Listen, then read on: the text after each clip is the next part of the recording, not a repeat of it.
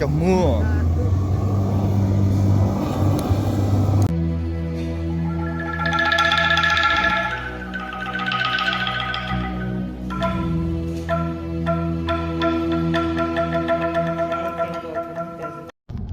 hello này chuẩn bị đi mua con bò thì hơn 2 tiếng đồng hồ xe lơ xe lắc đây con đường đi mua con bò đây cái đồn tốt rồi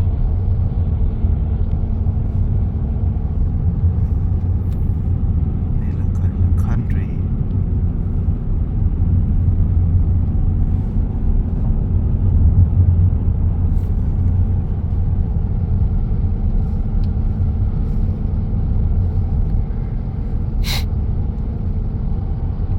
tróc lá nè nè thì pre tróc chơi như pre thì nên bay bên đó giờ là này sang này Turn right. này đứt rồi này tới nơi đây là khoai lang với chín em sao đây người nông dân để nông trường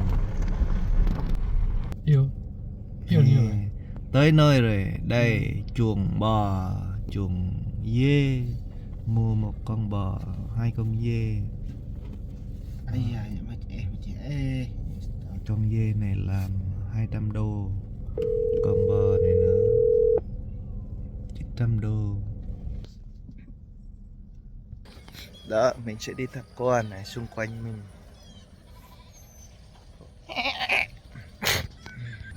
đâu một đàn dê đó đây con bò đây nè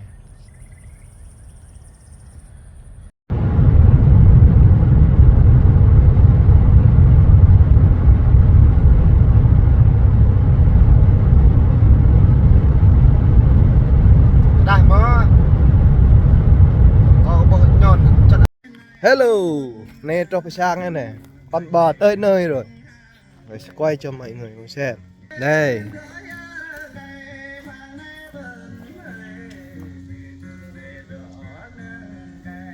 đó con bò tới nhà rồi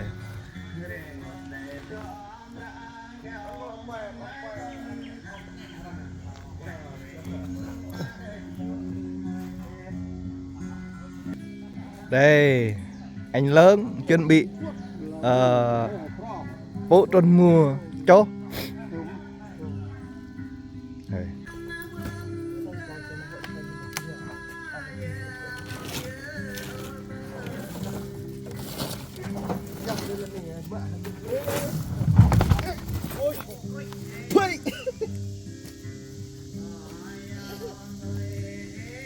Đổ mẹ bay cực bò luôn đây à, mưa này nè ơi kênh like like cho bệ qua đây là cái mưa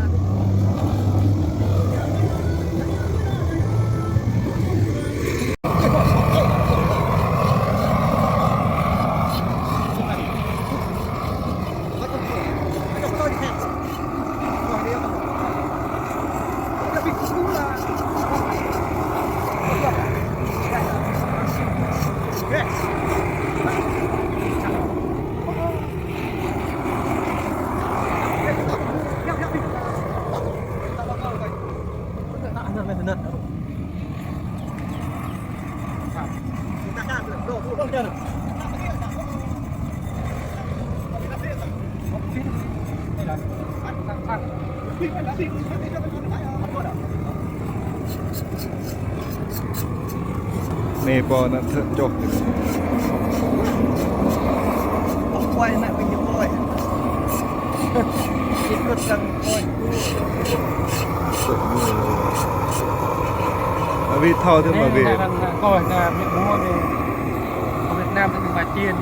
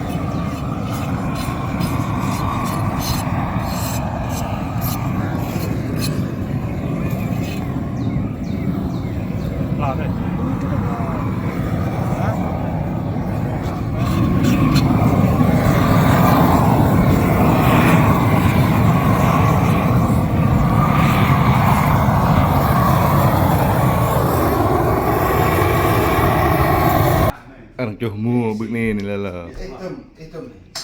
Hei.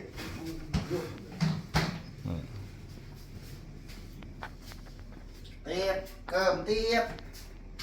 Nên họ xoay là rắp bằng một tôm họ xoay tâm bằng chỗ mua mua bằng em can Bọc tăng mua một lọ. em mà quay phải nhập mà hả đây này hả Đây này mạch tệ nhá. Đỉnh này. Mềm mại tạt tệ. Này ra này. Chọt ra. Này xa khăn nông chứ. Nhất ban và đã tệ. Có coi ban nữa nè. Đã tệ nhất tự nhiên.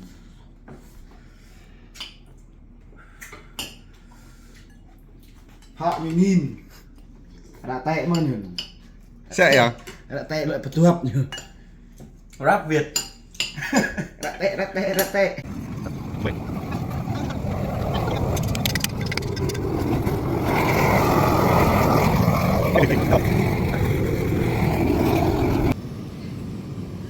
này rằng bò con kêu rằng tua con play rằng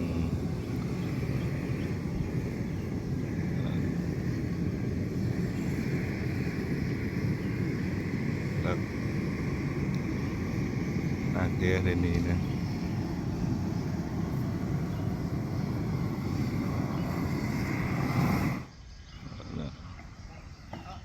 vô màu hay màu bạc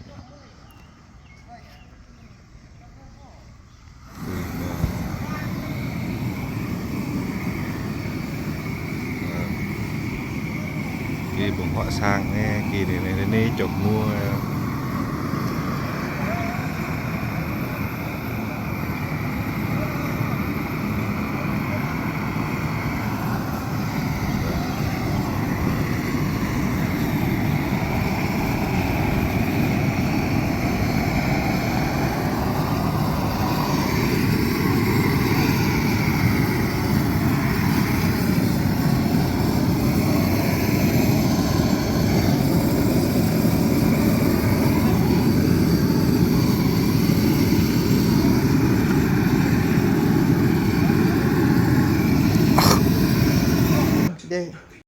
Bắt đầu anh em ra tay đủ mà vào nào chị để nhổ bài ăn đó. Tạch rồi một đầu chuyên nghiệp của anh ấy. Nó có chuyện nó bạn thằng nó là Ông coi sao cô ngạo ông ngạo bong đi rồi.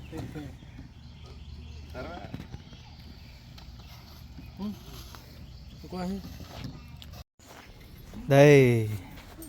tiếp theo là cảnh lắp ráp nó sang cái này dần sang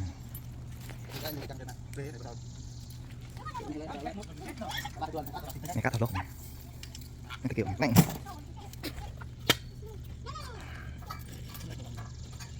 ở đó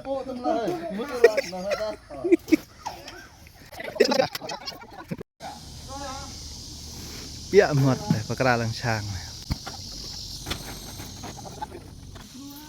Đây dàn đám cưới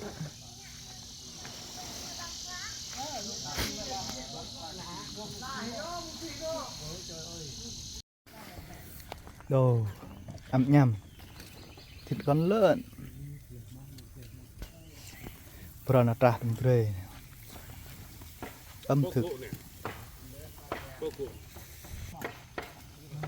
Việt Nam nè. Bên này clang như này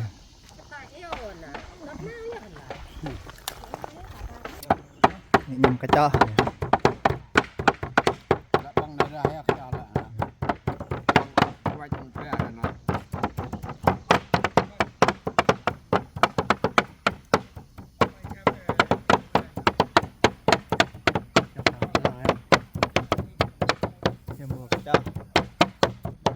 của shop này quách đó con cho lại còn bia luôn tâm lại cất này bia lưng bà qua rượu giới thiệu có một bia đi một bộ nhóm bia này bạn một nhóm bạn bia để trà đó giờ nó đang lại bùm mâm nâng mơ trong mơ bia này á trong nhóm bia rất là nó chỉ là phô rồi nè nhóm này tôi chỉ đài tôi mi như cóp chỉ đài cho một mi chỉ đài tôi qua nè nhóm pi thành nó là khoa như thế này cái nhàต้องไปเชื่อได้นะจริงบอกว่าช่างนี่ก็ได้นี่คิดว่ามีแน่มีเรียบ้างจริงบอกโมโมจริงแทงมือตอมคิดทำมีกำลังจมดีจากมันมีนับเป็นหมดเลยสักคราวem bạn được là mẹ một thời tuần lúa một phần chữ thì bạn tùy mạng sàn này thì này có bông năm cất áp trồng mộ này thì đi bình vị ma lò là người ta thì đã đơn có bình này thì bình này hàng năm người ta mà tua trên quần chị mà bọc hết là tua cái này thì vô thì thường play bolu cất áp cái gần đồng này cái play lọc cái ma nó mà con á vậy vì rượu này là cái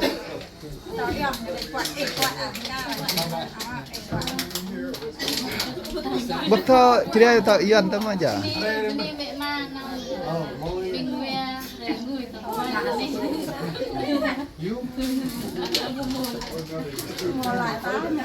ok nè anh nè tôi lọc mà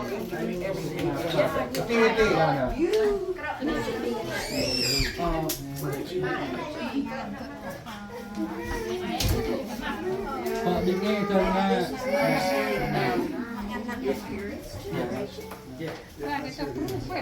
ở đâu chụp lại được nè đi thì nó vật sao vật nhé bom mà cái bảo tập lịch hàng chui đến các tầm một tầm một từ cái đi đến mà để sợ nó càng ma cái mấy từ thì ngô bò cất á thì chỉ mà bọc đấy là mình bỏ vào lưu á thì cất sang về ra về ngô nằm ở giờ tụi mình này này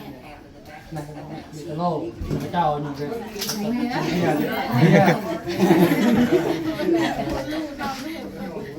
tôi không lên mạng nói này là cái phục mình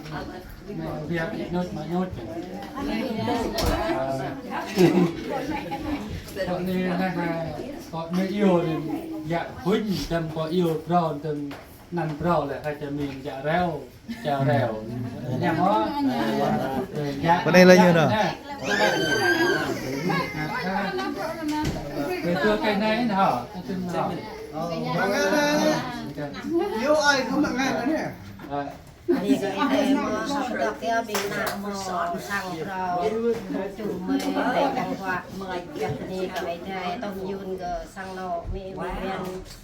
mà vì viên nạ mới chỉ cho một cái sai ra thì mong tăng chấp mong tại đạo rong tôi là đi tôi mình mày mọi lại thì cái năng là nào giờอยู่thọc thọc của mày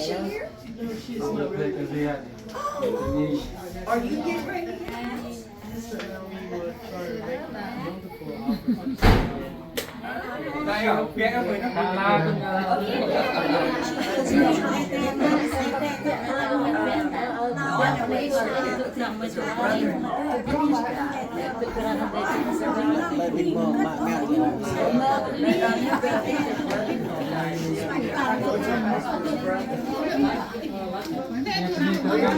lòng mà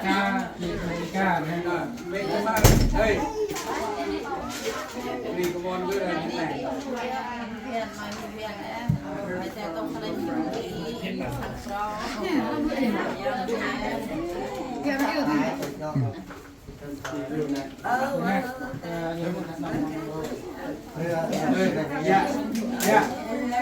dạ hơi này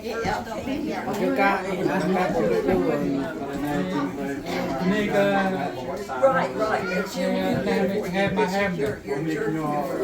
ở đi đang hem đây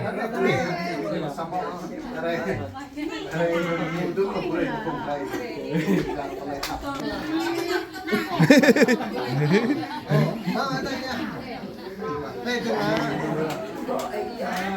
đây đây bị phiêu mà đây ha đi cái này đi măng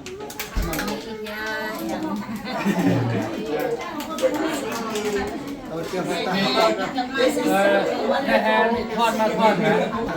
bảo bên này con đúng không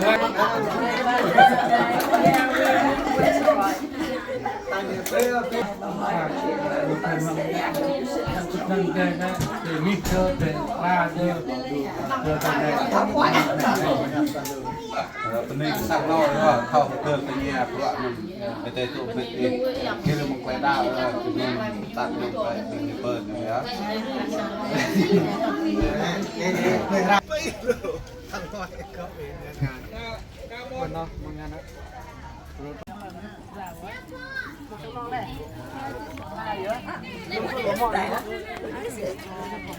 có bắt nó lấy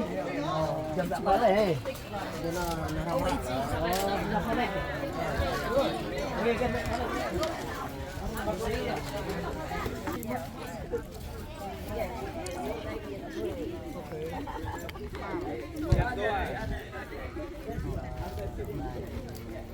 nào ạ mà nam bông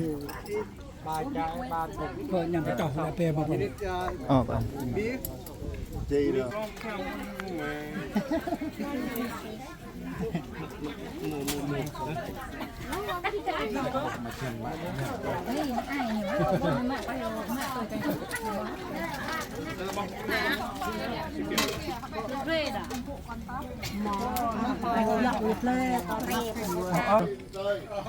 miên mà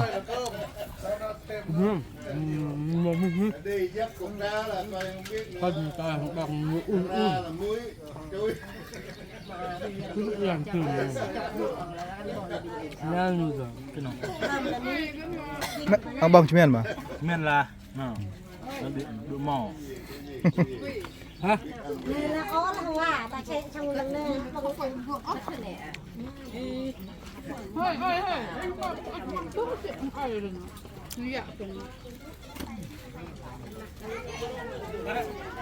good hả